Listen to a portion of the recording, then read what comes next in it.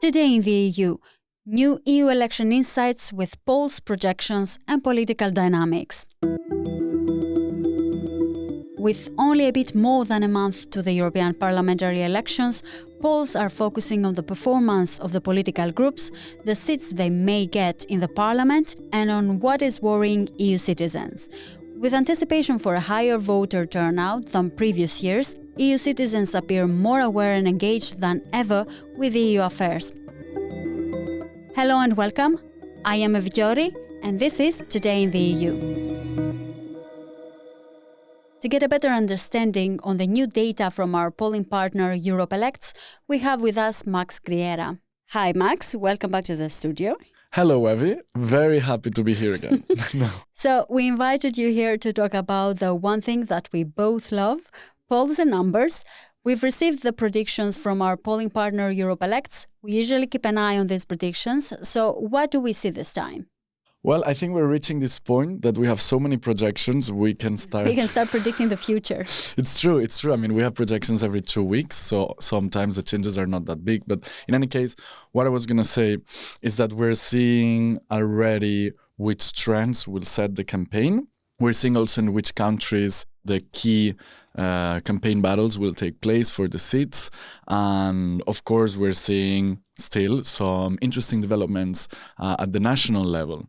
What kind of developments? We see how, for example, in Germany, the CDU or the socialists go up, go down again, go up, go down again. So we see there how there's this battle in a way. Also with the Greens, they went down, then they recovered again, now they go down again. So what I'm trying to say here is that in big countries such as Germany, France, or Spain or Romania, it's where the campaign will decide the final number of seats at the EU level, because it's where a 1%, 2% change can really determine a seat change at the European level. Nothing is set in stone yet. Nothing is set in stone at all. However, we do see a tendency here. So, of course, I mean, EPP will be the first, S&D will be the second, probably more or less with the same seats they had now. While what is true, once again, I think we talked about it already, we see how the battle for the third place is really the undecided issue. We see how this constantly changed. In the last projections, it was Renew third again. In the projections now, let me check, it's Renew and ID, both scoring 84 seats. But again, this constantly changes. So we'll see. And of course, ECR could also become the third force if ultimately Fidesz, the Hungarian ruling party, joins. Giorgia Meloni commented on Viktor Orban's desire to join the ECR during the summit in Brussels, stating that it's not a current debate, but may arise post-European elections. So also let's keep an eye closer there. Now that you're mentioning Hungary and Fidesz and the numbers on your papers, from your coverage, it also seems that there is a lot of unrest there. What happened? Well, basically, more than what happened with Fidesz, I would say what happened in the opposition of Fidesz. So we saw how, due to a scandal, like Judith Varga, the former Minister for Justice of Hungary, had to resign from all her posts. She was going to be the lead candidate, for example, for the European elections. Then, based on that, her ex-husband, Peter Magyar, started this campaign against Fidesz. He ultimately also published some records recorded secretly, some records of chats of him with his ex-wife, in which basically the ex-wife, the former Minister of Justice, was talking about how high-ranking Fidesz officials would have tried to meddle with judicial cases and corruption, pretty much. So this really gave Peter Magyar the platform to start his own political movement against Fidesz. Úgy, ahogy eddig volt. Mondjuk el a regnáló hatalomnak, Let's say it out loud that nothing can go the way it was before. Let's tell the ruling power that the government must look into the eyes of the people and take legal and political responsibility for the mistakes they have made, and even more for the sins they have committed, said Peter Magyar, speaking at the protests against Viktor Orban at the end of March. So using the momentum from interviews he gave on the recordings, criticizing the government, because he was an insider of Orban's government. So basically, he's bringing to light all these dirty politics behind the scenes that usually we wouldn't be able to see. So basically what he did now is he has created, he hasn't created, he has taken over an existing party because of, how administration works. Their deadline to register parties was gone, but instead he took an existing one and made it his. Wait, just to give some context on this, right? What was the reason Judith Varga decided to step down from her role? What happened is that the Hungarian president, Katalin Novak, resigned first amid growing pressure because she decided a while ago to pardon a man implicated in a sex abuse scandal. And basically what happened is that Varga, as a justice minister, had to sign off these pardons. So indeed, she let's say was scapegoated in a way. She felt the responsibility to resign because of this. Okay, so now we understand the specifics of the party and how Peter Magyar became one of the people to look at for these elections. But maybe we can still clarify what is the connection between these polls and Hungary. Well, we introduced the topic because we see how, Magyar took over this party. He registered it to run for the European elections, and new polls coming in from Hungary, taken over by Euractiv or polling provider and aggregated all together, shows how indeed this new party, this new political figure, Magyar, has managed to scoop support because it's projected now to have 3 seats. What's interesting to see here is that while Magyar has positioned himself in opposition to Orban to really, win, to overcome Fidesz, we see how actually Fidesz is completely unchanged their seats for the European elections. They had 10. They've been having 10 already for a while, and they still have 10 projected seats. While we see that the support taken over by Magyar has affected parties from the oppositions, like the socialists, for example. So it really isn't about battling with Fidesz. It's more about positioning themselves in the political arena by stealing seats from other opposition parties then.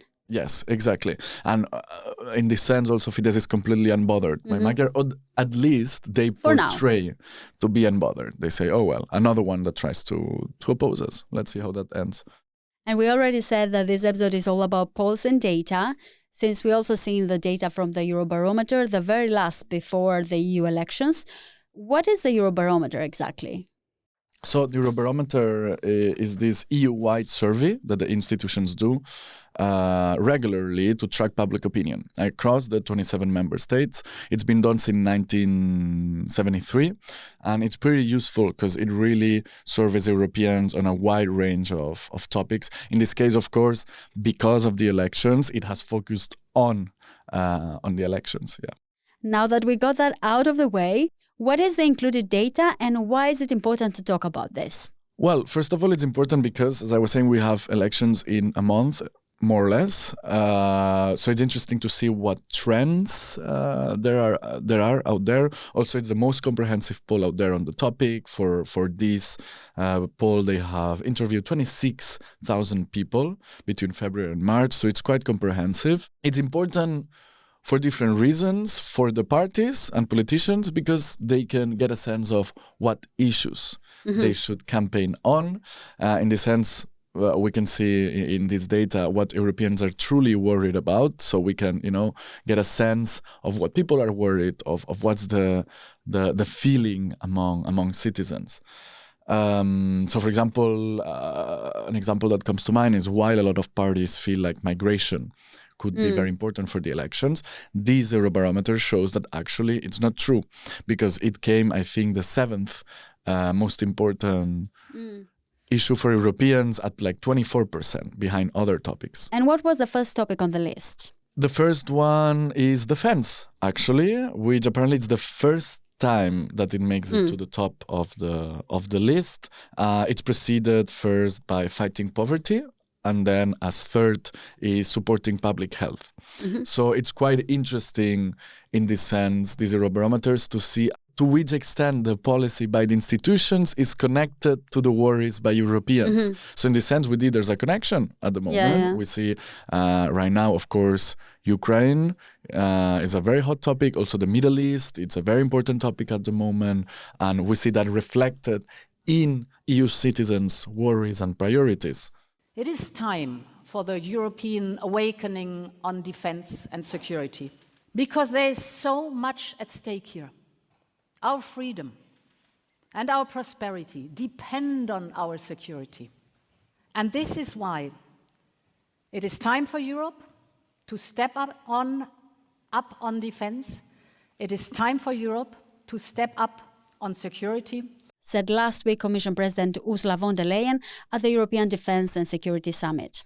And this is a trend that we've seen already in other Eurobarometers since Russia's war in Ukraine started. So probably we will have more to come in this sense.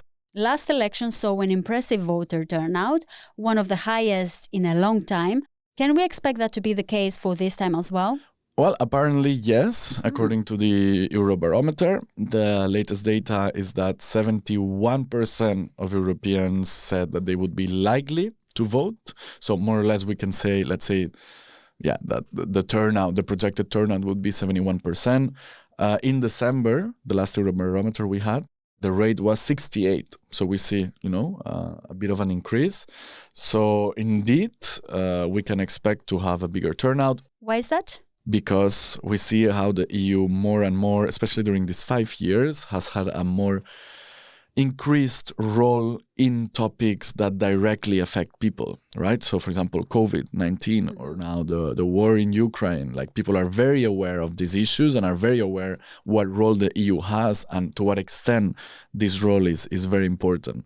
Indeed, they're becoming aware that their vote actually matters and will go somewhere where things that they're worried about will be addressed.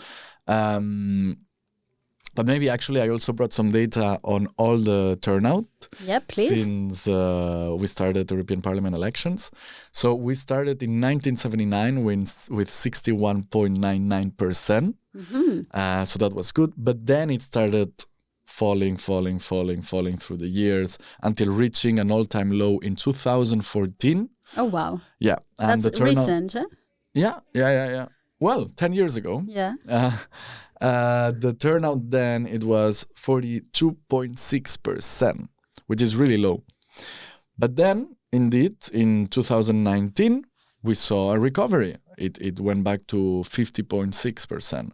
So now, if these projections for the turnout of 68, 71% really, crystallize and come true, that would be, I think, a big victory for the institutions and the EU project as a whole. And Max, you have less than 30 seconds to send a message to our listeners. What will you say? Well, as all politicians that I interview say, we won't know anything until we have the results.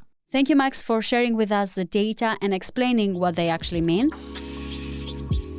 I am Evi Chiori, and this was Euractiv's Today in the EU podcast. Visit Euractiv to stay on top of the latest news. Sign up for our podcast newsletter. If you haven't subscribed or followed us yet, you can find us on all streaming platforms. Also, make sure to leave a review on Spotify and Apple Podcasts. Your reviews help us a lot to spread the word about our content. This episode was produced by Nicoleta Ionta and myself. Thank you for tuning in. We will be with you again tomorrow morning. As part of our commitment to accuracy, inclusion and transparency, Euractiv is part of the Trust Project.